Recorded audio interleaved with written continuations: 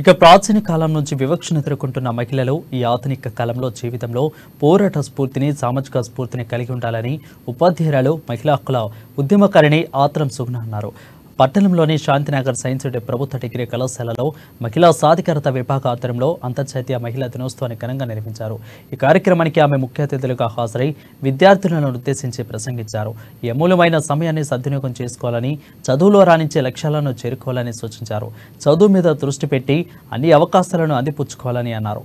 జీవితంలో అత్యున్నత స్థానానికి ఎదిగిన ఎందరో మహిళల జీవితాలను ఆదర్శంగా తీసుకోవాలని ప్రిన్సిపల్ డాక్టర్ అచ్చి శ్రీనివాస్ అన్నారు. అంతకంటే ముందు ఆత్రం సుగుణమ్మను శాలువతో సత్కరించారు. ఈ కార్యక్రమంలో మహిళా సాధికారత విభాగం సమన్వయకర్త ఫిజికల్ డైరెక్టర్ అనిత, అధ్యాపకులు జోస్న, భువన, సలేహ, ఆఫ్రిన్ జాకీర్, హుస్సేన్, విధంగా ప్రతాప్ సింగ్, రఘునాథ్, సంతోష్ కుమార్, రమేష్, నరసింహరావు, దయాకర్ విద్యార్థినులు పాల్గొన్నారు.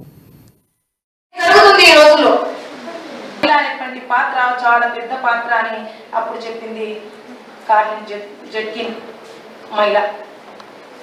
మరి నిజంగా చెప్తున్నా, ఆనాడు పోరాటాలు చేసినటువంటి మహిళలు, ఎన్నో రకాలైనటువంటి పోరాటాలు చేసి రక్తర్పణ చేసినటువంటి మహిళల సాక్షిగా ఇప్పుడు మాత్రం మహిళలకు రక్షణే లేదని నేను చెప్తాను. మనం చాలా రంగాల్లో చూస్తున్నాం. ఎక్కడో మనం చూడనవసరం లేదు. మన చుట్టూ, మన ప్రాంతాల్లో, మన జిల్లాలలో జరుగుతున్నటువంటి సంఘటనలు కూడా ఈరోజు పుట్టక ముందే పురిటిలోనే చంపివేయడాలు బాగా ఎవరంటే ఉమెన్స్. కాబట్టి